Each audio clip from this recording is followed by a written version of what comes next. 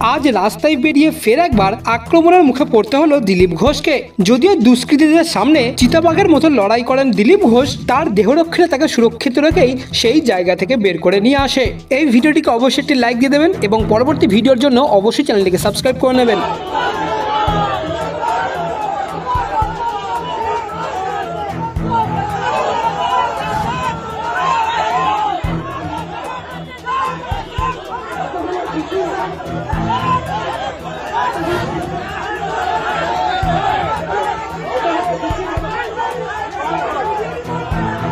একটি 4 বছরের বাচ্চা পাঠিয়ে আনা হলো।